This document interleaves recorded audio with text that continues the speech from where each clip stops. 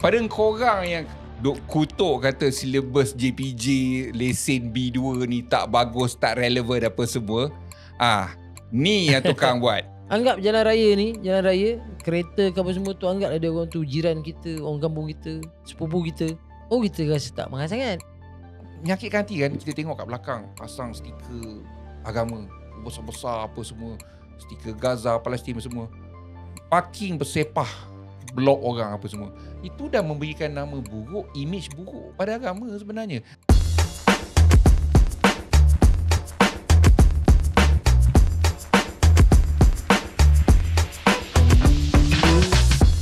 Assalamualaikum dan apa khabar? Hezri Samsuri dan sekali lagi kita di dalam sesi podcast Tanya Direct dan bersama dengan saya hari ini ialah ini sahabat lama saya rasa lebih 20 tahun kot.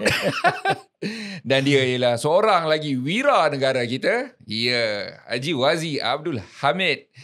Dan sekarang ni dia ada title baru. Ada title doktor dekat depan. Dia baru saja menerima DBA dia, Doctor in Business Administration. Tahniah Haji, tahniah doktor. Gemang mula-mula panggil doktor ni. Tapi seriously, aku tak tahu bila kau belajar, bila kau buat ni. Mantap. Okey, dia pertamanya saya ingin merakamkan ribuan terima kasih lah kepada ni podcast Tanya Direct ni. Saya jarang nampak podcast ni, tetapi alhamdulillah terima kasih kepada Hazri yang menjemput saya, kepada tim kru. Tanya bila ni sebenarnya hasrat untuk nak belajar ni sebenarnya dah lama, dah 5-6 tahun lepas. Lepas tu terbantuk pasal PKP. Dan halangan-halangan lah. Jadi terbantuk sementara dan akhirnya dia kembali pada tahun 2022 lah, tak silap saya, selepas PKP. Jadi di situ mulanya dan saya bekerjasama lah dengan satu pihak. Dan di situlah saya rasa okey, benda ni boleh kita jadikan kenyataan.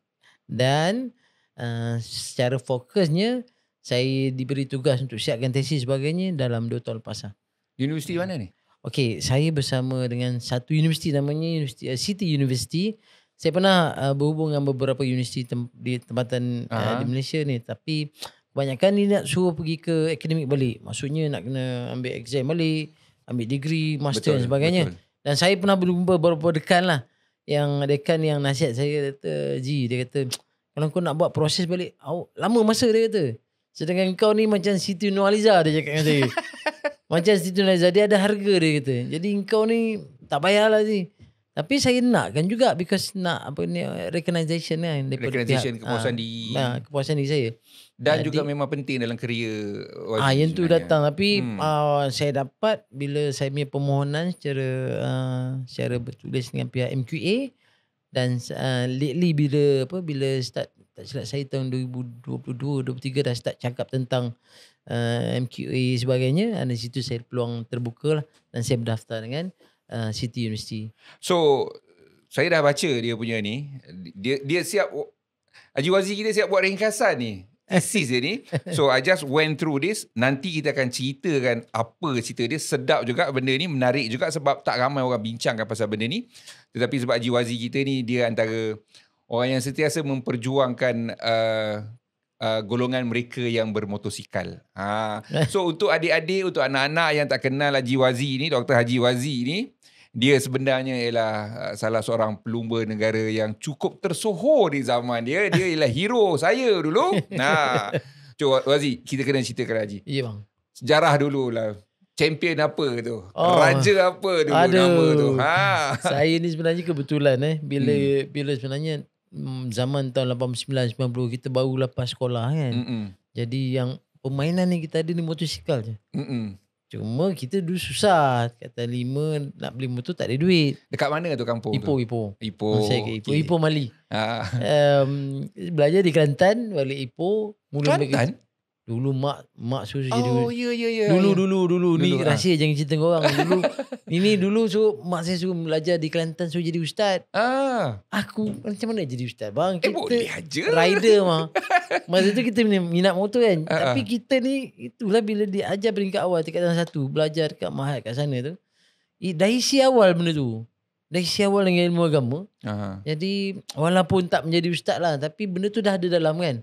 Jadi saya pun tak apa. Cuma saya ni rebellion sikit. Saya minat ke arah motosikal. Tahun 89, 88 dah start memutusi sikit, 89 start kerja. Di situ peringkat awal saya mula berjenak dengan perlombaan sebenar lah. So antara orang kata apa, your biggest title yang menang zaman tu? Okey, yang kita pegang. saya menang banyak siri perlombaan. Cuma pada tahun 1996, masa tu saya menjuarai kebanyakan siri kejuaraan. Kejuaraan Cup Prix. Juara Cup Prix ni, Suzuki Cup Prix saya jadi juara, Malaysian Cup Prix saya jadi juara, Johor Race Series saya jadi juara. Ini championship bukan satu pusingan. Batu 3 Shah Alam saya jadi juara, dan peringkat Asia saya memenangi 2 perlombaan. Tak silap saya lah. Jadi dapatlah title Cup Chai King tu. Yes, dia Cup ramai Chai lah. Ramai lagi juara macam tu kan. Mega dan Arwah Mega ada. Arwah Mega, ya betul. Syahrul Nizam ada. Semua tera-tera. Betul. Cuma title tu dapat lah. Dan kemuncaknya saya dapat pergi ke tim Marlboro Roberts kan. Itulah kenangan ni lah. Tapi Haji, awak masih lagi orang kata apa, ni macam ni lah. Kita ada banyak rider, kita ada banyak pelumba. Tetapi what happens after that? Dia tak ada kesinambungan, dan itu kat situ saya tangkap Haji Wazir bahawa dia ni ada wawasan dan dia cuba create peluang untuk kawan-kawan rakan-rakan bekas pelumba ada kerjaya selepas itu. Betul. Yang itu saya respect sebab saya tengok kurang ada orang nak menjaga bekas-bekas pelumba ni. Okey, ni apa ni yang dulu punya cerita lah. Dulu cerita. Okey, bila selepas kita berlumba sebenarnya saya ada rasa simpati jugalah dengan rakan-rakan. Kadang-kadang bukan apa, bila saat kita dijulang sebagai juara dan sebagainya, mereka ni kami menghiburkan orang. Kita menang perlombaan, kita hiburkan orang seronok. Tetapi selepas kita pencen, biasanya kita macam terbiar, ada yang jadi pomen, ada yang jadi tukang tarik kereta dan sebagainya. Sedangkan ni juara-juara negara. Jadi saya terpanggil lah pada peringkat awal untuk bersama rakan-rakan macam Syahrul Yuzi, apa nama ni, Rosli Zainal Abidin, ramai lagi. Betul. Mewujudkan satu persatuan. Dan saya faham nak menghimpunkan bukan senang, tetapi at least kita ada usaha lah. Dan kemuncaknya alhamdulillah kita dah ada satu NGO. Walaupun sekarang ni jawatan kuasa sebagainya rakan-rakan dan mereka terus bergerak, but saya rasa peluang-peluang tu masih ada lah untuk kita explore-kan, untuk kita membantu semua bekas pelumba pelumba-pelumba semasa, kerana impact yang saya rasa mereka ni boleh sumbangkan sangat besar, tetapi belum dieksplorkan sepuas-puasnya. So antara cabang yang Haji Wazir gunakan ialah ke arah keselamatan jalan raya. Betul. Especially fokus kepada penunggang. So diorang ni jadi trainer. Okay. Dan bercerita pasal keselamatan jalan raya, saya rasa Haji Wazir boleh cerita kan pengalaman macam mana tangan Haji Wazir ni, ataupun kita boleh katakan your idea tu sebenarnya satu negara pakai, terutama mereka yang ada lesen motor. Ini ramai orang tak tahu. Okay. Boleh cerita tak pasal silibus itu? Okey, saya sebenarnya bila tamat 2007, saya telah dipanggil dengan satu orang yang kita kata sebagai ikon lah bab keselamatan jalan. Ini adalah orang yang penyumbang pertama yang mendekatkan saya dengan isu-isu keselamatan. Walaupun saya pernah bersama sesi sebelum ni dengan buat kempen ke sekolah sebagainya bagi spokesperson, dan namanya adalah arwah Prof Radin Umar. Ya, Prof Radin. Saya Prof Radin ni adalah orang yang pertama. Dia mewujudkan macam-macam bab safety. So 2007 saya tamat, saya selama beberapa tahun bersama dengan dia. Because dia bila dibuat kajian, dia ni adalah academician. Dia ni pakar, profesor. Dan dia orang Perak lah ya. Yeah. So bila dia buat kajian tu, dia kata siapa yang nak memutuskan terrain? Because dalam masa kajian, kebanyakannya kemalangan adalah kita katakan kemahiran. Mana datang kemahiran dan sebagainya. Masa tu dia dipanggil saya. Dan kita duduk 2-3 tahun kita bina silibus. Silibus kita masa tu bila dia tanya, ni cerita rahsia lah. Pada peringkat awal silibus putus sekali sikit je. Nipis je. Silibus ni adalah yang kalau mereka di luar sana bila ambil sekolah mandu tu, tengok buku silibus, itulah kurikulum pendidikan pemandu B2. Gambar-gambar tu pun SMK Tambun, kawasan Tambun. Sebenarnya tempat saya memang kita yang buat. So kita design the silibus yang digunakan oleh pihak di luar sana sekarang ni lah. Dah berbelas tahun tak salah saya. Dan bila kita terlibat peringkat awal, cumanya silibus tu diguna pakai pada tahun 2013. Dan alhamdulillah saya masih lagi melihat bagaimana usaha kita tu berada di luar sana digunakan oleh pihak-pihak Institut Mandu, anak-anak nak ambil lesen. Dan sekarang ni insyaAllah. Sekarang ni, pada korang yang duk kutuk kata silibus JPJ, lesen B2 ni tak bagus, tak relevan apa semua. Ni yang tukang buat. Kau boleh challenge dia ke? Ini Wazi yang buat sebenarnya. Tetapi sebenarnya isu dia ialah, pada pendapat saya, benda silibus tu memang bagus, cuma bila cara disampaikan tidak diterangkan kenapa. Contohnya, Wazi, kita pernah bercerita pasal ni. Kenapa TT lepas tu buat huruf 8. Tak ingat apa sequence tu ada sebab dia kenapa kena naik TT. Ada yang cakap kenapa naik TT? Kita kan ada TT tengah jalan raya. Kenapa nak buat ni? Kenapa nak buat tu? Dia orang netizen. Okey. Kalau tanya saya tuan Azri, sebenarnya bila kita sit down dengan pakar-pakar, kita ramai pakar-pakar masa termasuk dengan academician, dia ada proses-proses yang kita perlalui. Kita faham macam sekarang tanya saya pun silibus tu perlu ditambah. Yes. Dah sekarang dah berapa puluh tahun kan. Sekarang pun semua orang pakai skuter, dah ada memang kena tambah baik. Cuma saya melihat bila silibus tu dah diguna pakai, sepatutnya pembelajaran dan pengajaran tu kena align. Cuma di sini kita melihat ada lagi mungkin pengajar yang tak mampu olah secara betul, kaedah menjelaskan sebagainya. Itu yang menyebabkan saya rasa kita perlu fikirkanlah metod yang terbaik untuk Muhammad Nazri. Bila silibus ni diguna pakai, dia ada proses manual pengajar, manual penguji. Dan saya pergi pun ke Institut Mandu, kadang bila kita tanya mana manual pengajar, tak ada. Oh, maknanya pengajar dia ada buku dia sendiri. Ada manual dia sendiri. Memang ada manual. Tetapi saya tak tahulah apa dah berlaku selepas 10 tahun ni. Benda tu tak dipraktiskan dan sebagainya. Ini sedikit kecewa lah pada saya. Okey, macam saya kan, anak saya berapa 5-6 tahun lepas dia ambil lesen. Dia ambil terus be full. Sebab Malaysia boleh. Sepatutnya saya tak sokong sebenarnya kan. Dia patut step kan. Motor kecil tu, motor sederhana, motor besar. Tapi Malaysia terus boleh pergi be full. Saya ajar dia sendiri tau. Lepas tu baru pergi ke sekolah mandu. Now dekat sekolah mandu dia cakap, sekolah mandu ni bagus, baik. Tetapi macam yang Haji Wazi cakap, mungkin tidak dilatih. Dia diajar untuk lulus. Sebab tak pernah cakap kenapa kena naik TT, kenapa kena buat ini apa semua tu. Betul. Itu yang saya kata tadi. Saya tak tahu whether, bukanlah kita nak menafikan sumbangan pihak apa, tapi saya tak tahu whether sekolah mandu dia ada proses refreshment dan sebagainya. Kerana kita sharing experience ataupun teknik mengajar tu 15 tahun dulu. Dan kita pun tak tahu macam mana monitoring dia, refreshment dan sebagainya, kita tak tahu. Betul. Apa yang berlaku sekarang ni, bila macam tadilah, bila saya dengar ada calon yang pergi, dia belajar sekadar nak dapat lesen. Nah, ini yang menyebabkan saya rasa kita kena tambah baik lah. Perkemaskan lagi teknik pembelajaran pengajaran. Ada instruktor yang bagus macam kawan kita Cikgu Marwan. Dia terangkan. Dia siap cakap, yang ni tak payahlah sebab dia tak ada skill nak naik motor. Dia siap cakap terlampau risiko. Tapi sebenarnya kan, kenapa ada TT tu? Kita cerita kat sini satu je. Kenapa ada TT tu? Okey, sebenarnya konsep TT ni sebenarnya adalah satu elemen keseimbangan awal. Sebelum dia nak pergi ke proses-proses yang lebih tinggi. Contohnya, macam mana kita nak menilai dia mampu mengawal motosikal? That's why pihak cerdik pandai dululah.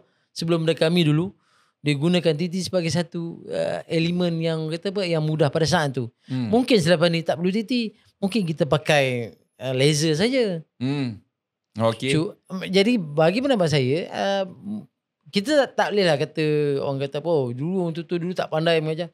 No, ada perkara yang kita boleh option, tak kita panggil apa, tambah baik dan sebagainya. Macam saya sendiri pun, silibus kita buat ni, kita bukan wujudkan yang baru. Kita ada, they call it, adapt balik benda yang lama, tambah baik.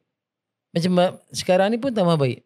So isu TT-nya ialah peringkat awal kita nak tahu whether dia ni boleh balance the bike ataupun tak. Kenapa perlu masa?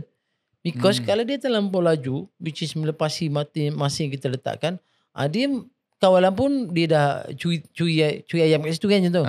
Oh dia terlampau perlahan, dia too much skill dan sebagainya. So kita letaklah masa. Average masa. Average masa ni kita as expert, kita dah test berapa masa yang sesuai. So untuk penunggang yang baru, because kalau Azli faham, Nama license tu is a CDL, Competence Driving License. Competence, kemahiran. Kemahiran menunggang. So ukuran kemahiran asas. So dia naik TT tu. Di situ kita tahu dia boleh balance. Barulah kita kata maneuvering. Why kita letak kun-kun? Kenapa dia tak 8 terus? Because maneuvering ni ada level kedua dalam menunggang. Lepas you ada seimbang, you tahu maneuver.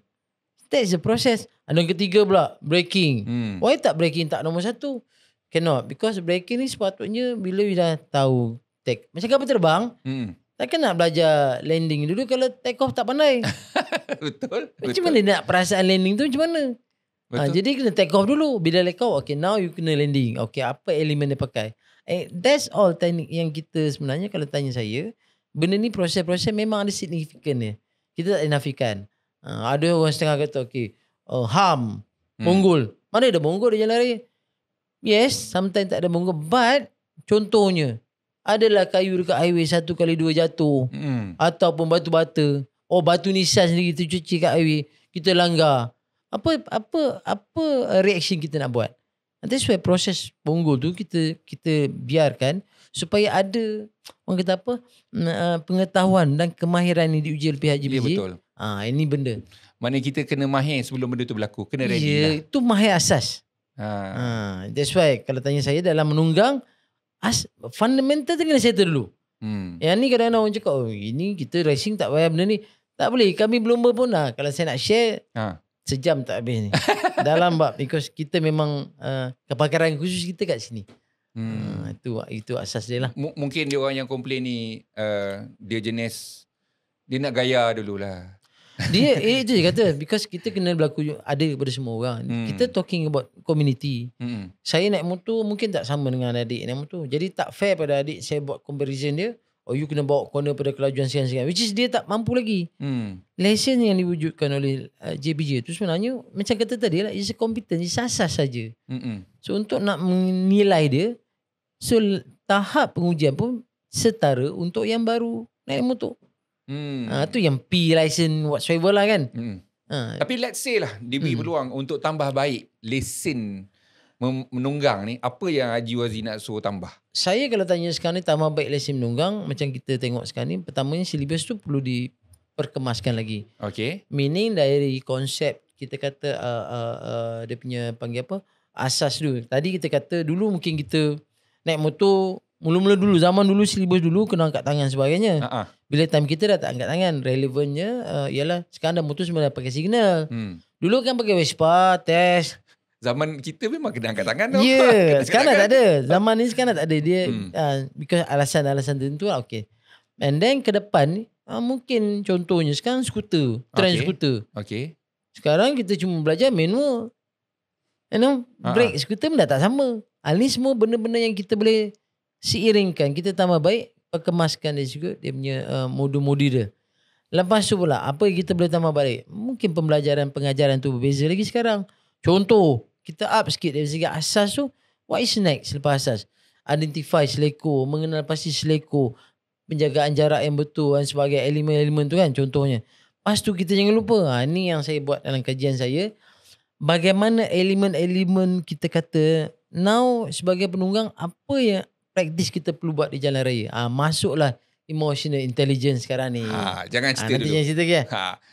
Emotional intelligence, EI adalah satu benda yang Haji Wazir cerita dalam dia punya thesis. Okay, apa thesis dia tu?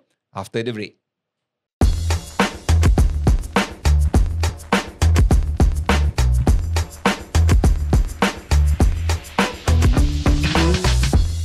Kembali semula kita ke podcast Tanya Direct bersama dengan Dr. Haji Wazir Abdul Hamid. Dan ini dia. Tajuk dia ni. Ya Allah. The relationship between critical riders' attitude and emotional intelligence on riders' safety performance. An empirical study of P-hailing in Selangor, Malaysia. Okay. This is a mouthful. Okay. Ji, cuba cerita. Apa benda ni sebenarnya ni? Yang aku nampak P-hailing keselamatan, which is very interesting. Sebab memang P-hailing ni adik-adik kita yang buat P-hailing, Grab, Food Panda apa semua ni, apa tu, Lalamove. Memang risiko mereka tinggi. Tetapi dia dah jadi macam antara kerja yang popular di antara mereka tapi risiko memang tinggi. Okay. Apa benda ni? Saya just nak relate lah. Dulu saya dalam suka motor dan sekarang saya dalam safety ni. Dulu bila saya beli motosikal, dia ada banyak grup. Kalau di Ipoh lah. Kita ada grup Jamie, Kumpulan Mei, Mus sebagainya. Dia ada grup yang kita panggil it's not musician tapi grup yang net sikit. Tapi bila kita ada motor, saya pergi grup yang bermotosikal. Apa aktiviti kita? Naik motor, konvoi. Dah start nak racing. So it's like a spark. Bila saya pergi konvoi dulu, lepas tu nak jadi hero pada geng-geng kita orang kan Tambun. Siapa tereng naik motor, lepas tu lawan pula, nanti kita masuk racing. Dia sama macam ni. Saya sebenarnya bila pergi on safety, sebelum saya just kebanyakan dengan pihak-pihak berkuasa lah. Saya train the trainers JPJ sebagainya, program keselamatan ke sekolah. But selepas PKP, saya diberi ruang dan peluang oleh satu Perkeso lah. Kalau pernah dengar Perkeso, Pertubuhan Keselamatan Sosial. Perkeso ni orang yang dulu kita tak kenal sangat. Kita tahu nama je. Tapi dia adalah satu pertubuhan yang menjaga kebajikan. Dan saya pun didedahkan lah dengan orang-orang yang klaim Perkeso. Ada yang lumpuh, ada yang sebagainya. Sangat banyak di luar sana. Tapi Perkeso memang bukanlah lately lah. Sebelum agresif. PKP dia dah agresif tentang keselamatan motosikal sebab klaim kemalangan motosikal cukup tinggi. Kita boleh cerita itu. Tapi saya nak cerita bila saya didedahkan. Saya hati sini keras ni, saya kan racer. Tapi dia dedahkan dengan benda ni. Bila hari-hari bertemu dia ni patah kaki, saya dibawa ke rehab center, bocor kepala otak. Saya pun manusia. Saya pun apa masalah ni sebenarnya kan. Dan yalah, di saat kita kan bila dah arwah Prof Raiden dulu dah beritahu kita, Ji, kita sumbang lah something. So saya pun melihat saya bekerjasama dengan program penunggang P-Hailing sebagainya. Di situ saya nampak ada something yang wrong kat sini. Kat mana kita boleh perbaiki. Dan macam saya kata tadi, peluang saya dapat sama belajar. Saya jumpa advisor saya yang bagus, supervisor saya yang bagus dan sebagainya. Hasilnya kita dapatlah satu tajuk. Tajuk ni kalau macam kata Azri baca tadi, kalau kita translate hubungan di antara sikap rider yang berisiko.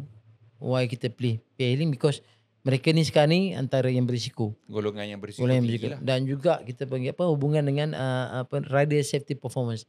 Dia ini saya share about akademik lah. This dependent and independent variable. Maknanya dia ni sikap nak menghasilkan yang ni. So dalam kajian kita rasa dia ada perlu satu window, satu pintu lain. Dalam sudut research ni ada Johari Windows ni. Meaning dia tahu, dia tak tahu. Dia tak tahu, dia tahu. Dia tak tahu, dia tak tahu. Dia tahu, dia tahu. So macam mana kita nak bentukkan benda tu? Dia ada satu benda. So dalam hipotesis saya, sikap satu nak menghasilkan dia pemandu yang selamat ni. Ni banyak kajian sebelum ni. Dan kita pun dah tahu dah. Nak membentuk sikap sebagainya. Dan ada juga kajian macam mana nak jadikan pemandu selamat, penunggang selamat. But saya masuk satu elemen yang tengah hari ni, kita bongkarkan benda ni. Saya rasa mana kurangnya. That's why kita dapatlah tu ayat tu. The emotional intelligence. Emotional intelligence. Yes. Kecerdasan orang kata emosi kita ketika mendengar. Macam mana kita nak ada awareness dia tu. Self-regulate dia macam mana. Or empathy dia macam mana. Benda ni yang kita perlu perkemaskan, perkasakan. Kesedaran diri. Kesedaran contoh-contoh. Macam saya naik motosikal. Kenapa saya perlu langgar lalu? Sedangkan contohlah yang berisiko. Saya tak kata mana-mana tapi kenapa saya perlu langgar lalu? Dalam kajian kita dapat tahu. Antaranya dia punya insentif dia. You buat kerja 5 kali saya bayar. Ni semua benda-benda yang boleh menyumbang kepada. Kenapa dia langgar lampu merah? Kenapa dia langgar lampu merah? So satu sebab insentif lah. Maknanya banyak lagi trip, banyak lagi dapat duit. Contoh. Tapi sebenarnya trip sepatutnya you buat 5. Tapi kalau you buat 10 dalam masa ni. Ada banyak. Macam kita nak melakukan jenayah. Ada banyak benda ni. Melihat orang lain kaya, kita jealous, kita lakukan. So emosi kita ni sebenarnya tak dapat timbang benda ni. Contoh, emotional intelligence ni empathy kita. Empathy ni kesian kita. Why not kita big rasa kesian tu. Contoh saya naik motor, saya langgar lampu merah. Saya fikir saya langgar lampu merah, saya nak cepat. Tapi kesan saya langgar lampu merah tu boleh menyebabkan orang kemalangan, boleh menyebabkan orang mati. Tadi saya fikir saya langgar lampu merah, saya dapat duit, saya nak bagi anak bini saya makan. But at the same time saya langgar lampu merah, anak orang lain pula mati. So empathy. Ni semua komponen-komponen yang saya katakan tadi, kita perlu perkasakan. That's why dalam research saya, hubungan nanti nak membina, kita namakan medium variable ni. Tu medium variable tu, ni komponennya. EI tu komponen yang kita nak bina supaya kita dapat hasil dia melalui dependent variable tadi. So dalam erti kata lain, Wazi punya kajian ini dalam keselamatan menunggang motosikal ni, skill ialah satu, tetapi emotional intelligence ni ialah satu lagi faktor lah. Ya, pasal apa? Data daripada Maeros lah. Data kita apa? Kadang, okay, yang pernah kita dapat. Banyak orang komplain. Orang kata jalan raya, orang kata tayar pecah, kereta. Okay, dari segi datanya, jalan raya ni kadang penyumbangnya lebih kan, tak silap saya 5%, 6% macam tu. Dan teknikal kenderaan sebagainya lebih kurang 13%. Yang the rest tu sikap. 80% tu sikap. Bila kata sikap, di sini wujudnya. Macam mana nak membentuk sikap? Itu dalam isu saya, critical rider attitude, sikap rider yang berisiko dan juga nak hasil tu, mana pintu yang kita nak buat tu. That's why saya dalam kajian kita, why kita buat dekat Selangor? Why P-Hailing? Because pertama, Selangor ni is a urban area lah. Dia tak sama emosi penunggang P-Hailing di Selangor dengan P-Hailing di Bota, Sarawak. Di Bota. Okay. Di Johor. Tempat-tempat yang relax. Langkawi. Because dia tak ada trafik. Dia tak perlu. Walaupun P-Hailing. So ini semua kita ambil kira. Yang keduanya, the fatal issue lah. Isu fatal. Isunya kematian dan sebagainya. So bagi saya cukup lah. Pihak di luar sana, kerajaan ke, sudahlah. Dah banyak sangat kita nak mengkaji. Sekarang ni sebenarnya apa kita nak buat? Tu yang nak tahu tu apa yang kita nak buat. Apa yang kita nak buat kan? So bila saya sendiri terlibat dengan Grab, dengan P-Hailing Riders, baru saya faham. Sebenarnya mereka ni penyumbang. Mereka ni kalau at one time, masa zaman PKP, frontliner. Betul tak? Betul, frontliners. Kita sangat menghargai mereka. But saya pernah terlibat lah masa yang program PKP tu, yang meninggal tu 100 lebih lah. Yang meninggal atas jalan raya tu lebih lagi. Even menteri masa tu berkata heran. Yang mati kerana COVID ni okey lah 100 lebih. Yang atas jalan raya tu lebih pula. Ya, betul. So mereka ni mereka yang mencari duit, mereka yang bekerja sebagainya. So saya pula dapat data bila kita buat dengan Perkeso. Sekarang ni penyumbang klaim yang banyak belas sekarang ni bukan yang kena current, kena apa ni, pergi balik kerja. Dia kalau ikut Perkeso, kemalangan selalunya berlaku lebih kurang 5 km daripada rumah ataupun tempat kerja. Agree. Dalam kajian-kajian mereka lah, dia ada banyak kita panggil macam dimension lah. Mana penyumbangnya. Ada 5. Yes, betul. Kerana macam tu, because pertama kita dah start abaikan safety because kita rasa benda tu biasa. Okay. Nak balik. Setuju. So banyak sangat dia. So dalam research kita jumpa antara faktor-faktor penyumbang. Cuma bila kita kata selepas kita dapat tajuk ni dan kita melihatkan kepada why kita buat di sini di Selangor, antaranya macam saya kata tadi lah, cabarannya berbeza daripada tempat lain. Dan hasilnya kita dapat satu rumusan oleh pihak akademik dan sebagainya, bahawasanya this is antara study yang sangat signifikan dengan isu semasa. Dan just nak share dengan Hazri lah, saya pun during saya punya Viva, saya nak tergelak pun ada. Saya tak pernah ada pengalaman Viva ni. Saya belajar dengan sana, supervisor saya pun guide saya. Viva ni selepas dia ada proses untuk saya Dr. Shim, dia ada proses. PLO program learning outcome dia, saya ada field visit. Pada capstone kan. Masuk Viva untuk present, defend saya sebagainya. Masa saya defend kepada profesor, dia orang mesti tanya, Cik Wazi, where do you get this title? Mana dapat title?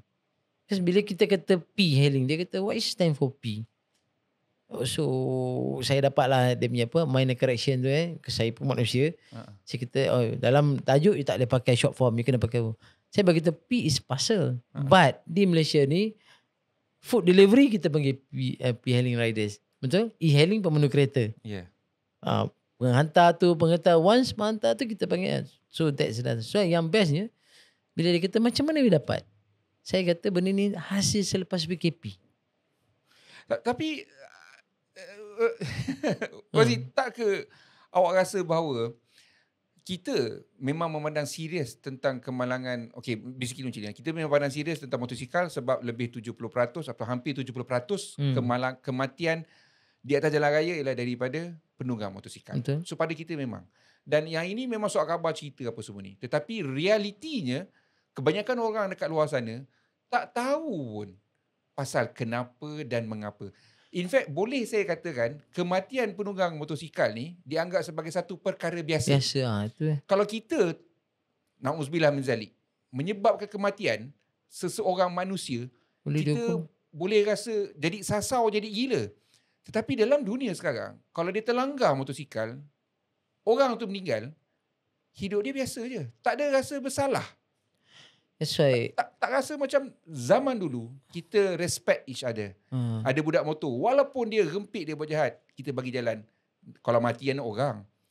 Sekarang ni, saya tak nampak pun benda tu. Empathy antara pengguna jalan raya, saya tak nampak. Itu je saya katakan, saya pun sebenarnya ada cabaran juga. Saya pun berhadapan juga benda ni. Bila saya dulu racer. Bila orang cakap, orang panggil saya mak rempit, saya professional racer. Dia tak tahu berapa orang bayar kau untuk bawa motor kan? Tak adalah banyak. Tapi saya professional racer. Saya ubah ketika umur saya 18-19 tahun. Masuk. Memang lambat lah. Beli motor umur 17 tahun. 2 tahun saya masuk. Saya pernah bersaing. Naik motor saya biasa. Orang kata apa di peringkat awal dulu. Tapi saya pilih tu. Saya move. Direction tu saya move. Saya masuk tempat yang lebih mencabar. But bila kita kata, orang kata you cop. Ni mak rempit. Ni bapak rempit sebagainya. Saya kata benda tu tak relevan pun. Kita professional racer. Dan kita pension ketika umur 37. Yang kita menyumbang. Saya pun tak faham lah. Ada pihak di luar sana. Dia tak nampak. It's like iceberg tau sekarang ni. Bila satu orang yang mati di jalan raya ni. Dia bukan mati saja. Ni punya kesan bawah tu besar. Jadi. Kalau Kazri tanya saya. Why jadi macam ni? That's why saya kata. Kita perlu lihat balik. Di mana kita punya kelemahan ni, whether pendidikan ke, nak membentuk budaya ke, pengetahuan dan sebagainya. Saya maaf cakap lah, contohnya kalau orang tu diberi peringatan lah. Sekarang ni kita pun, yalah, dulu pernah selalu kita tengok jalan raya Sungai Maut sebagainya, ada. Mungkin sekarang dah tak relevan sebagainya. Mungkin ada, sekarang saya tengok pun iklan dah makin cantik. Berilah signal. Dulu kita kata, jadilah pemandu berhemah. Dah WY factor tu kita tak tekan. Why nak kena jadi pemandu berhemah? Bila nak jadi pemandu berhemah? Kat mana nak pemandu berhemah? Kita tak tekan. Kita tak ada ilmu tu. Sama macam tadi. Kita cuma dapat license. Ini yang kita buat testimoni. Kita tanya adik-adik naik motosikal yang perempuan kadang. You buat skuter. Tahu tak kelajuan ni berapa you boleh berhenti? Dia tak tahu. Tahu tak kelajuan ni boleh membunuh you? Tahu. Okay, tahu tak impact sekian? Dia tak tahu. Benda tu tak diajar tau. Itu kalau kita cakap silibus sekolah lama, dia asas. That's why saya rasa benda ni kita boleh tambah baik lagi. Macam contoh, saya tak tahu saya difahamkan, tak tahulah ada refreshment ke tak ada. Tapi kan sentuh kan takut dia yang marah. Ambil lesen mengajar dah 20 tahun. Dulu zaman pakai kad pecai bang, expire. Sekarang ni anak-anak pakai fame. Fame Dulu zaman C70 gear terbalik. Sekarang ni Y16. So teknologi kenderaan dah makin meningkat. So pendidikan pun kena. Pendidikan kena canggih, ilmu kena canggih. Tapi Haji Wazi, antara benda yang pada pendapat saya lah, pada pendapat saya lah, kita boleh tengok, kita boleh bandingkan Malaysia dengan negara-negara lain. Contohnya kita bandingkan dengan Indonesia, Thailand, Vietnam, apa semua. Dekat sana kan kita boleh nampak diorang, orang kata apa tu, respect. Bilangan kenderaan mereka, ratio nisbah kenderaan mereka tak sama macam kita. Sebagai contoh dalam negara-negara tu, Thailand, Vietnam apa semua ni, jumlah motosikal jauh lebih tinggi daripada kereta. Faham? Macam Vietnam. Kita tahu kalau kita ride dalam bandar Vietnam. Betul. Dalam bandar Vietnam, kalau kereta langgar motor, walaupun motor tu salah, pemandu kereta tu dah kecut dah. Memang polis ataupun askar akan cekup dia dulu. Faham? So, sebabnya ialah yang besar protect yang kecil. Faham? Okay. Di Malaysia, awak kena tengok TIV, Total Industry Volume. Jumlah jualan kenderaan. Kereta dengan motor setiap tahun kita jual hampir sama banyak. Faham? Ini benar atas jalan raya. Tidak ada king. Dua-dua king. Dua-dua tak nak bagi jalan. Dua-dua tak nak mengalah. That's why saya kata, why emotional intelligence ni? So, that's why saya cadangkan, bila kita punya hasil kajian tu, kita rasa, bukan rasa lah, kita yakin. Dengan kecerdasan minda ni, kita kena tekankan. Maksudnya elemen tu kan mungkin perlu ada kajian macam mana kita nak buat. Whether sekolah mandu ke, whether sekolah ke, whether apa tu, that's his method dia. Mana elemen emosi tu kena masuk dalam. Dah kena masuk. Sekarang ni masalahnya pemandu di Malaysia, dia welcome aboard. Welcome to the flight, fasten your seat belt, sit down and relax. Memang lama lembut. Atas kapal terbang memang lembut gila lah. Cakap cair, orang pun kata pun. But tidak ada jalan raya. Kita jadi pemarah. Yang pakai Pak Haji sama, yang tak pakai kepiah pun sama, yang pakai yang muda sama, yang pakai cukudu pemarah, yang ustaz macam-macam. Semua orang jadi pemarah. Saya heran. Tapi, betul.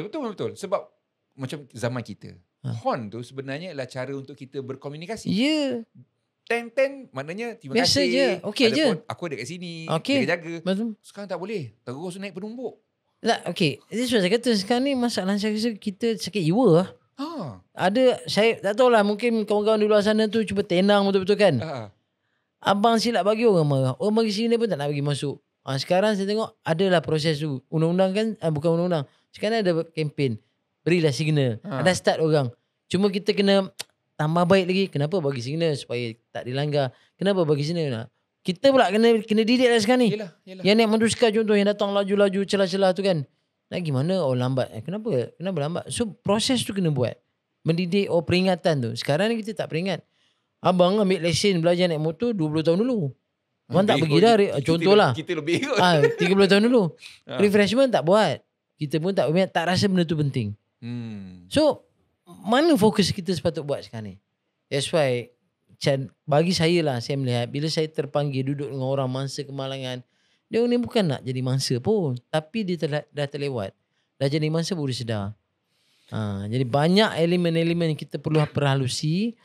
Perlu duduk. Memang kajian ni bukan kajian apa. Everybody kena sit down lah. Ni dah kritikal ni bang. 18 orang mati sehari di jalan raya. Ya, betul. And then, dan setiap nyawa tu ada nilai dia. Ya. Nilai dia tu. Saya, orang kata Wazi nak jadi baik. Bukan nak jadi baik bang. Saya just nak duduk.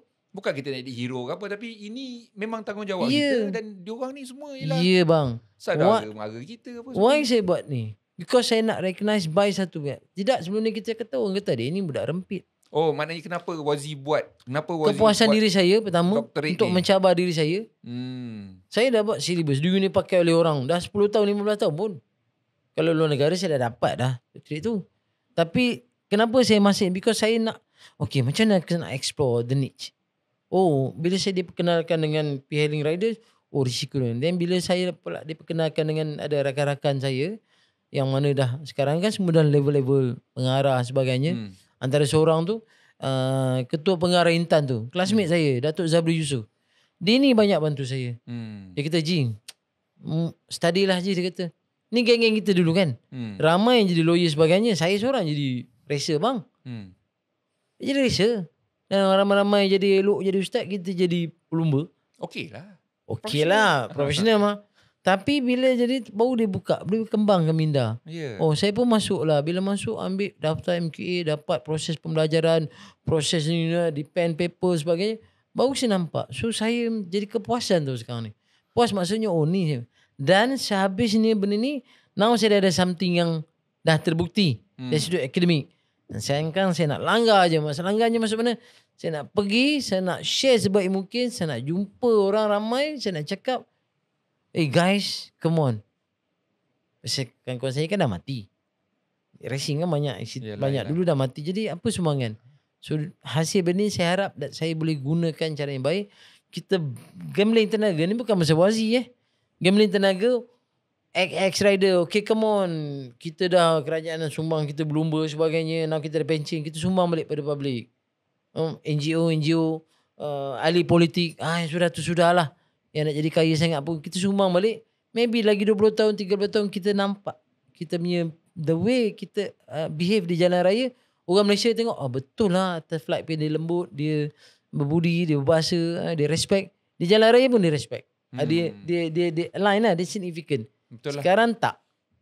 Tapi mungkin elemen agama pun macam kita orang Islam ni, kita pun mungkin kena ingatkan adik-adik. Sebab sekarang ni tengok, dia ingat, dia akan sebut Allahu Akbar bila orang tu dah meninggal lah. Masa tengah Superman dia tak pernah sebenarnya ni lah elemen agama ni yang cerita dengan orang diam.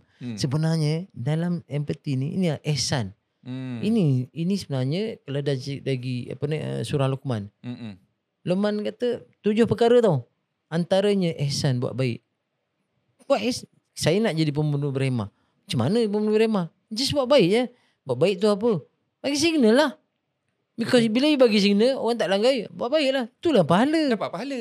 Kita lupa bang. Kita ingat sekarang ni pahala kita tengah semayang je. Betul. Atas jalan Betul. Tapi kenapa Tok Imam, penceramah agama tak pernah cerita bahawa atas jalan raya saya tak boleh komen bang itu bang. Tempat untuk peluang untuk kita dapat pahala. Saya sebenarnya nanti sebab kadang Tok Imam mungkin kita ada sesi bicara juga kan. Sebenarnya buat baik ni bukan solat je, tu benda wajib. Memang Allah dah suruh lah.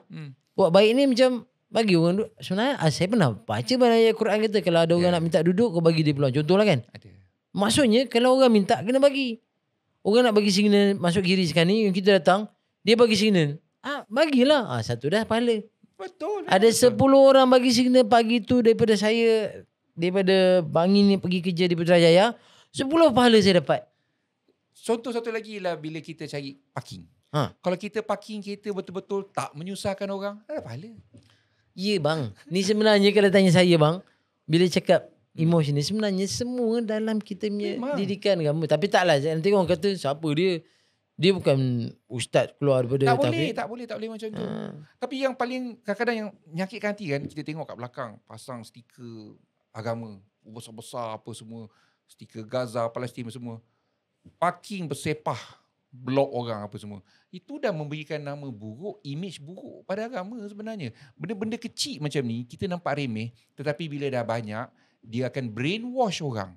Perangai orang macam ni, macam tu. Betul. Benda macam ni, saya rasa kan, tiba masanya untuk kita, orang kata apa, perkenalkan elemen agama di dalam pemanduan dengan penunggangan motosikal lah. Beradab sikit lah. Okey, dia sebenarnya saya bang, sebenarnya ayat tu ayat adab.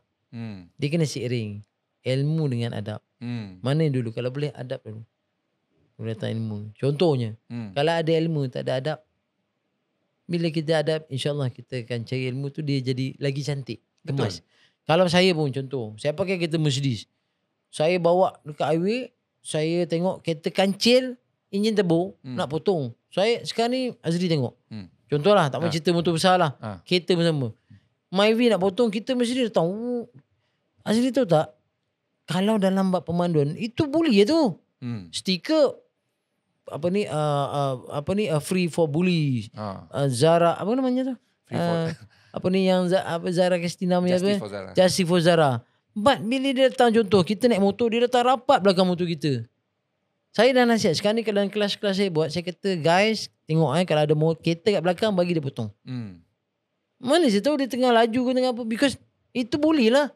Bully ni maksudnya apa? Mendatangkan ketakutan, mendatangkan rasa terancam sebagainya. It's bully. Betul. Tapi kita tak sedar. Jadi kalau pendapat saya Azri, kita kena start somewhere because saya sayang komuniti ni. Saya sayang rakyat Malaysia semua ni because ni semua adalah rakyat kita. Apa salahnya kita perkemaskan, jadikan elok. Masuklah elemen sikit. Macam bak keselamatan ni minta maaf ni rahsia saya dengar. Bak keselamatan jalan raya ke sekolah. Contohnya, cikgu sekolah dah lah mengajar tu dah banyak dah sekarang ni subjek ni. Keselamatan jalan raya dia masuk sisipannya. Sisipan. Maksudnya yang remeh maknanya sisip je. Ha. Pasal dia orang pun dah dengan nak mengajar lagi, nak buat laporan. Why not kita NGO ni pergi bantu sekolah? Kan? Satu orang sekarang ni Azri, kalau mati 2 juta pendapatan per kapita lah, 2 juta lebih rugi pada kerajaan. Satu orang mati. Why not elemen-elemen ni kita serapkan? Bagaimana nak berlaku adab di jalan raya? Kadang-kadang orang kata, ni lah mak bapak tak ajar. Masalahnya mak bapak pun tak tahu. Yang keduanya, mak bapak pun tak peringatkan. Mak bapak pun selamba je buat kesalahan jalan raya, langgar lampu merah dengan anak dalam kereta. Okey, saya faham. That's why itu saya kata, bila kata proses pembentukan budaya, dia takkan boleh jadi sehari, bro. Memang tak boleh. Kalau nak tengok budaya kita lagi 30 tahun, tengok sekarang. Sekarang ni saya takut apa tu? Bila budaya budak tak respect dia jalan raya, merempit, menerap. Saya pernah tanya dia orang. Saya rider kan. Saya tengok dia bawa, kalau yang RZ datang, kita ada gang tu, sama-sama. Walaupun dia tapi kadang bawa legenda tepi lorong kecemasan, kan berbunyi macam tu. Baru 1, 2, 3. Bila kita jumpa dekat arena depan, kita, berapa bro tadi speed? 1, 2 bang. Habis kau menerap, nampak seluar dalam warna merah sebagainya tu. Kita tanya dia, apa benda rare bang, rare? Yeah. Nampak tak dia punya saya tak tahulah, kalau tanya pendapat saya lah. Dulu kalau kita tengok orang lawan, dia kalau boleh tak nak tunjuk dia punya fight tu malam. Dia macam ni, Wazi. Generasi baru dia berlainan sedikit. Generasi baru tak macam kita. Macam kita malu. Kalau kita race, kita Superman dekat Federal Highway apa semua. Sebab memang kita nak laju betul. Tetapi bila kat tepi tu, kalau kita bawa Suzuki Best ke, kalau kita bawa 100 Sport, anak ayam tu ke, kita segan sebab tak laju motor tu. Okay? Tapi untuk budak-budak sekarang ni, itulah satu benda yang, aku nak buat suka hati aku lah. So dia sebenarnya lebih berani daripada kita. Tapi sebelum kita bercerita lagi lanjut, kita kena break sebentar. After this.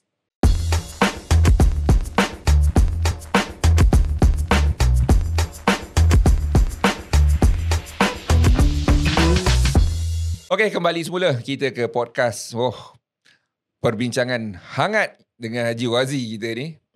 Haji, kita ringkaskanlah semua tu. Basically sekarang ni, apa yang saya nampak lah, bila Haji dah buat paper macam ni, you have a doctorate in business administration, and your paper, relevance dia pada keadaan sekarang memang cukup penting. So orang yang memandang rendah pada kita ni, sebab kita bawa motor, automatically dia chop kita rempit. You can show them this. Ni seorang doktor ni. Ada paper. Sebabnya Haji, memang betul pun. Orang nampak orang bawa motor ni benda remeh. Sampai macam saya cakap awal tadi, kematian dia orang dah jadi macam benda lazim. Macam bila jatuh motor, kita tengok dan kita jalan. Padahal tu anak orang, bapa orang. Tu manusia atas jalan raya tu. So, benda-benda macam ni lah. Dan Haji Wazi cakap tu benda yang betul juga. Kita ni, orang Malaysia dikenali dengan lemah lembut, bersantun apa semua. But the moment they are behind the steering ataupun atas motor, tu jadi manusia lain. Tu jadi pemarah, agresif dan macam-macam. Tapi tadi kita ada berborak juga off the record, off the camera yang kita Haji cerita tentang kadang-kadang kita ada pressure, social pressure. Bila kita dah berjaya, kita ada duit, tengok kawan-kawan semua main superbike, kita pun nak main superbike, walhal skill kita tak ada.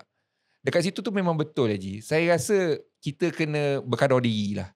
Kalau skill kita level 150cc, nak berkawan dengan orang yang 1000cc, kita kena kadar diri kita sendiri lah. Sebab motor tak macam kereta. Kereta ada sangkar besi. Motor kita jalan amko. Tu je.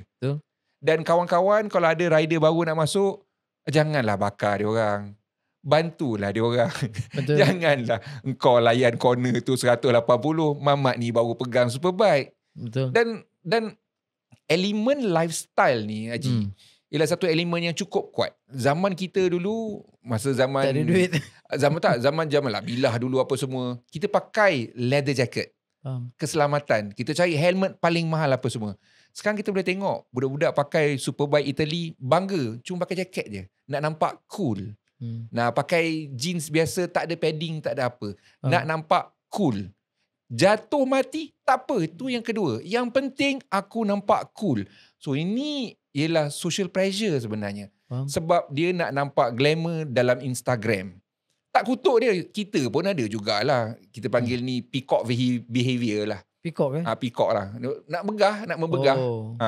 Tapi satu benda lah kita ingat. Seronok macam mana pun motosikal ni, risiko dia jauh lebih tinggi daripada benda-benda lain. Betul. Kita bukan tak suruh orang. Anak saya sendiri pun bawa motor. Dah jatuh pun motor. Faham. Saya tak suruh dia berhenti terus. Tak. Sebab bila dia jatuh, InsyaAllah he will become a better rider. So itulah. So kita tak nak lah sampaikan cacat, kekal ke apa, sampai meninggal. Kita tak nak. So kita bukan nak suruh orang stop naik motor. Motosikal masih lagi menjadi satu mod pengangkutan yang sangat efisien. Betul, efisien. Tetapi dalam masa yang sama kita nak orang tu sedar akan risiko yang ada. So sekarang ni Haji, selain daripada Haji Wazi buat silabus untuk kursus memandu motosikal apa semua, untuk lesen apa semua tu kan, Haji juga saya difahamkan ada juga buka kelas tambahan untuk to increase your riding skill, kelas riding. Oh, okay. Macam saya dengan rakan-rakan lah daripada XX Rider tu, kita dah bergabung dan kita ada buat kita panggil advanced riding, intermediate riding. Kebanyakannya kita cuma menyantuni lah geng-geng bermotosikal. Sasaran kita geng motor besar ni. Motor kecil pun ada. Cumanya bila geng motor besar, because dia punya risiko lebih tinggi. Saya sebenarnya ni semua hasil daripada kita bekerjasama dengan pihak yang berwajib lah kan. Bila kita kata sikap yang menyebabkan ini semua ni, sikap boleh dibentuk. Sikap terbentuk di atas dia punya belief, kepercayaannya. Kepercayaan ni dia berpaksikan tiga komponen. Pertama, pengetahuan dia melalui penglihatan dia dan amalan dia. Itu komponen yang boleh membentuk kepercayaan, dan hasilnya kepercayaan ni boleh membentuk sikap. Okay. Seorang rider katalah dia social trend ke whatever, dia nak beli motosikal, tak apa. But dia perlu dibekalkan dengan ilmu. Tadi kita ada 3 elemen, ilmu melalui penglihatan, melalui amalan. Bila ada ilmu ni, sekurang-kurangnya dia lihat orang, oh ni selamat, oh ni tak selamat. Dia boleh mentafsirkan benda tu. Bila dia ada ilmu. Apa yang berlaku, dia tak ada ilmu, dia belasah dulu. Dan dia belajar daripada orang yang, oh engkau masuk ni gear 3, dia ni masuk gear 4. So kita buat sesi macam tu tak memang kita tak kemampuan lah. Tapi saya rasa ini kemampuan yang kita mampu buat sekarang ni. Macam contohnya kita call lebih kurang 10 orang bikers datang Ipoh, berkampung tempat kita dekat Ipoh. Bila join, kita conduct the class. Kita bawa dia orang ni, kita ride, okay ni kaedah teknik dia, ni sebagainya. Dia pun pernah ada lesen, memang ada lesen pun. Tapi lesen dia 20 tahun lah. So kita bagi teknik-teknik yang efisiennya terbaru lah. Remedial lah. Remedial lah, maknanya dah lama tak ride. Refresh. Nak refresh balik lah. Nak refresh balik. Lepas tu kita bagi. Dan kita share juga. Okay, pada kelajuan-kelajuan sekian, you kena break sini. Kelajuan, you identify seleko contoh. Because ceritanya bila data kata, kebanyakan polis beritahu, data polis, kebanyakannya terbabas. Bila kita balik, isu terbabas maksudnya you lebih laju dalam seleko. So, why lebih laju dalam seleko? You gagal memastikan kelajuan yang sepatutnya seleko. Why? WY factor saya katakan tadi. Macam mana nak tahu kelajuan? You kena identify seleko ni macam mana, karakter seleko ni macam mana, dia punya design ni macam mana. Ni semua ilmu yang kita perlu share. Dan sekarang ni kita tak buat benda ni. Di luar negara, di Japan ke, di Jerman ke, dia orang beli motor kerana dia pergi kelas. Kita tak. Beli motor boleh 100,000, 200,000. Kelas tu no lah, gua dah pandai. Ini yang menyebab kita mungkin terror kerana pengalaman, pengetahuan. Rakan-rakan kita yang bila share tadi, social issue tadi, oh you beli Ducati, dia yang kurang pengetahuan, pengalaman ni, dia boleh menjadi mangsa seterusnya. Jadi kita itu antara yang kita lakukan lah sekarang ni. Memang tak banyak lah benda usaha macam ni, tak ramai orang yang menyokong Azri. Tapi bagi saya dengan rakan-rakan X-Racer tu, apa sumbangan kita? So kelas ni you buat bila ada demand lah, ada permintaan baru buat? Kelas ni bila ada permintaan. Berapa harga dia tu? Yang ni kadang-kadang bila ada penaja share setengah. Of course kita kalau buat dekat Ipoh tu termasuk makan, termasuk penginapan semua, harga dia lebih kurang 1,200. Dia Berapa hari termasuk tu? dengan teknikal 2 hari lah. 2 hari, 1 malam Cuma lah. makan lah. Cuma kadang-kadang kita ada penaja. Ada juga penaja-penaja yang sudi menaja. Oh. Kadang bila ada, katalah contoh hari ni Tobaki dia sudi menaja kita untuk kelas ni. So mungkin rider dapat bayar setengah, bayar 800, 900. Tapi makan nasi ganja kan, Ipoh kan, nasi. Lepas tu kita ada praktikal, kita buat di kawasan, yalah kita ni menumpang. Saya pun pening lah. Bila minta orang minta tempat latihan sebagainya, tak ada bang. Kita ni menumpang kasih. Jalan Kilang Lama, Jalan Mati apa semua, entah apa-apalah tempatnya, apa ruang yang ada. Jadi kita memanglah, bukanlah kata dia memang anak tiri ke anak sulung, tak tahulah mana ruang ada. So kita pakai satu kawasan tu, contohnya kawasan yang kita identify dekat kawasan di Simpang Bulai tu memang sesuai dia Ramadan. Dan the next day tu kita bawa ride pergi Cameron Highland. Kita ajar dia macam mana nak mengenal pasti Seleko. Ya. Seleko dia ada karakter berbeza. Cukup arif dengan Tuan Haji dekat jalan tu. Jadi sebenarnya apa? Contoh. Bila kita kata, saya ambil balik dapatan daripada kajian polis kata aksiden di Seleko. Banyaklah aksiden Simpang sebagainya. Tapi Seleko okey. Pertama macam mana nak kenal Seleko? Ada Seleko berbentuk S. Ada yang berbentuk 60 degree. Betul. Ada yang negative camber. Betul. So kita bagi ilmu tu. Jalan tu memang perfect lah. Memang banyak jenis corner ada kat situ kan. Technical corner situ. Bukan suruh laju, tapi maknanya suruh kenal pasti Seleko. Kalau dia pergi ke mana-mana tempat dalam Malaysia ni pun, kawan-kawannya dia tahu, okay, Seleko ni macam ni. So di sini dia ada ilmu. Bila ada ilmu, dia ada lah pengetahuan bagaimana nak memberi cara betul. Dan sekurang-kurangnya dapat memberi jaminan lah dia boleh selamat insyaAllah. Kita tak cerita kemalangan. Kita ikhtiar. Kalau di highway, habis motor saya Panigale takkan bawa 110 di highway. To be honest lah, motor Panigale tu memang design boleh naik 200. OGS boleh naik 180. But kalau bawa lebih memang kena sama. Itu undang-undang. Cuma saya beritahu, saya tak nak nafikan tu undang-undang. Cuma saya punya pendapat saya adalah rider kena tahu bila dia boleh bawa laju. Kat mana bawa laju? Macam mana nak bawa laju? Di mana nak bawa laju? Bila ada ilmu tu, insya-Allah. Dan kita di Motorwazi Ipoh sekarang ni kita buat lah. Kita pun baru lepas buat ni untuk 15 orang. Ada pelbagai, ada yang bahasa India, ada bahasa Cina. Dia datang, dia willing to join. Ada. Bila dia start daripada percakapan mulut kan. Jadi datang. So kita usher lah dia orang.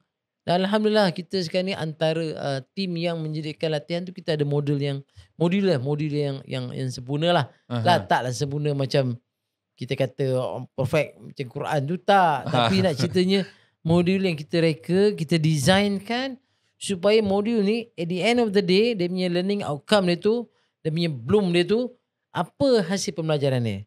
Ada yang boleh buat, dia boleh buat tanpa pemantauan, dia boleh demonstrate. Ni semua level. So ini dalam latihan kita yang sedikit berbeza dengan orang lain lah. Jadi kita bukan ceritanya duit yang dibayar tu, because yelah kita ada untuk yang 1,200 tu ada mobile car lagi, ada kru lagi, ada makan lagi, ada penginapan lagi, ada kos besar. Lepas tu motor demonstrate pun kita ada penaja bagi motosikal, motor tu harga beratus ribu. Insurans ni lagi. Yelah. Jatuh baru ni, brake lever jatuh dah 1,000 lebih. Yelah. Macam dengan brake pump kan. Contoh kan. Jadi bagi saya, it is not about the money, tapi ialah menyediakan diri dengan ilmu supaya bila kita ride tu, kita ride yang ada ilmu. Bila insyaAllah, bila ada ilmu, lepas tu peringatan lagi satu. Bila macam contohnya sekarang ni, yang biasa dia buat, mungkin dia tak ada sesi peringatan yang khusus. Selama dia fikir naik motor, aku naik motor, tak ada orang peringatkan. Kan kita kan manusia. Islam aja manusia ni tidak lari daripada lalai dan lupa. Saya peringatkan Azri. Esok Azri ingatkan saya. Untuk malam Azri, saya ambil tip Azri berkenaan dengan tayar tau. Tayar ni terbentuk atas 4 perkara. Compound dia, bunga dia, size dia, structure dia. Betul? So saya ambil ilmu ni, saya share. So bila begitu pada dia, takkan pasal tayar pun. Because kita kan pro, tayar tu nak ride, macam mana tayar nak ride? Bunga dia macam mana? Compound dia, pressure macam mana? Jadi bila kita ride, insyaAllah lebih selamat. Ramai orang terlupa bahawa teknologi tayar motosikal jauh lebih terror, lebih penting, lebih crucial daripada kereta. Sebab dia cuma ada 2 tayar saja. Faham. Sebab tu harga dia mahal. Betul. So jangan kedekut beli tayar. Kadang-kadang bukan apa tau. Bukan apa. Motor pergi kerja ni, alah rim belok. Motor siap makan je pun. Brake tak ada. wah syukur pakai rumah. Ardi pakai rumah. Kan? Saya cakap gini bang, abang pakai rumah kak. Yang abang pergi kerja ni, kita gua okey je. Bila hujan, bila tak nak break dah tak boleh berhenti. Yalah. So betul. Sepatutnya sekurang-kurangnya motor kita tu sempurna lah. Dia banyak lah kalau cakap pengetahuan, insyaAllah. Kalau ada ruang dan peluang, memang saya rasa memang di port Motor Wazi, ke tempat kita di Ipoh tu, sekarang ni banyak orang dah boleh Google Kalau tengok port Motor Wazi tu, dia tahulah kita memang organize. Dan yang terbaru kita baru lepas buat latihan kepada Falcon Riders, JBJ. JBJ nak kat kita tu. Tak ada tak tangkap aku. Okay, aku pemandu berhebak. Okay. Bukan, dia bukan tangkap. Dia orang JBJ. Kan kerja dia orang. Yalah, memang nak marah pun tak guna tu kerja dia. Memang betul kerja dia. Tapi betul lah. kita sediakan dia orang pemandu, penunggang yang kompetent. So Wazi train dia orang ni rahsia. Kita train JBJ. So kita ride satu Malaysia. Even kita berhenti musim ni, orang pun driver ni apa operasi tak pernah nampak kan JBJ ramai-ramai kan. Tapi sebenarnya rider-rider yang kita buat ni, kita nak ajar level competence dia. So budak-budak motor sekarang kena beringat. JBJ kalau dia tahan kita, dia tengok kita punya enjin wise suku, dia tahu dah blok ni blok berapa. Dia tahu dah. Kita mesti bagi ilmu yang mantap. Tapi nak ceritanya ialah, alah senang je bang, jangan buat salah lah. Betul. Number plate pakai, macam kita orang pakai number plate besi, lawa apa? Sekarang bukan number plate. Pens, QR tu. Kod QR tu. Dan cuma itu macam-macam tu cakap itu ialah elemen-elemen lifestyle. Tak apa bang, lifestyle tak apa, tapi jangan lupa bila di jalan raya, insyaAllah jaga, because hak kita di jalan raya sebenarnya lebih besar tanggungjawab kita. Bukan sekadar seronok bang. Betul. Bukan sekadar, tapi kita kena ingat lah, kita berkongsi dengan pengguna yang lain. Pengguna yang lain dan mungkin saudara mara kita sendiri. Respect bang. So itulah dia dengan Haji Wazi kita, Dr. Haji Wazi kita. Allah Akbar, lama dah tak jumpa kita ni. Telefon pun dekat Jepun. Sekali telefon tengok kerja. Tak apa. So sekiranya anda, ilmu ni memang perlu dikongsi, dan orang macam Haji Wazi ni tak ramai dalam Malaysia ni sebenarnya. Tak lama dah pun. Tak ramai. Tak ada kan. So ilmu yang dia ada ni memang ilmu yang, pada pendapat saya, kalau kita naik motor memang kena belajar. Saya sampai sekarang pun masih lagi belajar. Ilmu ni kita cari tak berhenti sampailah ke liang lahat, InsyaAllah. So sekiranya ada berminat, nak tengok, nak belajar dengan Motor Wazi, boleh tengok info dekat description kita kat bawah video ni. Dan terima kasih Haji. Terima kasih banyak-banyak sebab berkongsi ilmu apa semua, dan juga memberi peluang kepada orang untuk belajar daripada Haji cara buat motor yang betul. I mean, it's good they want to ride bikes. Orang kata apa, memeriahkan lagi, tetapi menunggang dengan berhati-hati. Saya faham, dan saya juga terima kasih kepada podcast Tanya Direct ni, dan saya sedikit nak kongsi lah. Sebenarnya dalam di atas jalan raya ni ada imam besar kita dah beritahu lah. Pertama, kita kena jaga agama. Alright. Yang kedua ni kena jaga nyawa. Yang ketiganya jaga akal, jaga harta, jaga keluarga. Yang lain ni semua nombor 3, 4, 5. Jaga nyawa ni duduk nombor 2 bang. Lepas tu, ke depan ni, macam mana kita, bila rakyat kita, berapa ramai yang cedera parah, budak-budak muda, patah kaki. Benda ni sebenarnya kalau tanya saya lah, cukup lah yang sudah tu sudah. Kalau boleh ada ruang, kita masing-masing kena gambling. Tuan kena cara tuan, saya cara saya. Saya pun tak lama tuan, kawan saya semua dah meninggal. Janganlah cakap macam tu. Betul, arwah Mega dah meninggal, Cak Tak Cun meninggal. Jadi saya fikir, ruang yang ada sikit ni, macam mana saya nak berkongsi supaya ramai orang boleh. Kita bantu sama-sama, kita bantu. InsyaAllah lah. Dah, jangan sedih-sedih sangat. Tak sedih, saya tak sedih. Cerita macam dia ni tua sangat, kita dia ada lebih kurang. Dia bukan cerita tu muda, ceritanya ialah saya nak cerita bila di jalan raya ni, guys, cool. Ya, betul. Maksudnya apa? Pesanan saya lah bukan pada penaja lah, pada semua orang. Saya pun rakyat, saya masih rakyat. Sama lah kita. Masing-masing kita peringatkan. Ya, betul. Pasal apa? Kalau tuan-tuan tak peringatkan, kita tengok. Saya pun bila dah diterjemahkan dengan banyak dengan isu pergi rehab center, tengok banyak, saya rasa macam tersentuh lah. Bila tersentuh, sedangkan saya rider ni bang. Rider kena keras kan. Tapi memang betul pun, even bila staff-staff kita orang pun naik motor apa semua kan, risau tu tetap ada. Risau tu tetap ada. Staff satu bro, ni jiran-jiran kita. Cik anggap atas jalan raya ni. Anak-anak. Anggap jalan raya, kereta ke apa semua tu, anggaplah dia orang tu jiran kita, orang kampung kita, sepupu kita. Kita rasa tak marah sangat. Bagus lah. Konsep yang bagus. Konsep yang bagus. Dia pula kena ingat kan dia ni jiran sekampung dia. InsyaAllah bila kita fikir jiran, taklah rasa sikit-sikit nak tunjuk menumbuk sikit-sikit nak sudah tu sudahlah. Kita jadi orang biasa sudah. Janganlah ingatkan jiran yang yang MJ je. Tu memang. Itu tapi kita kena selamatkan juga dia. Nanti kena langgar dia macam ni.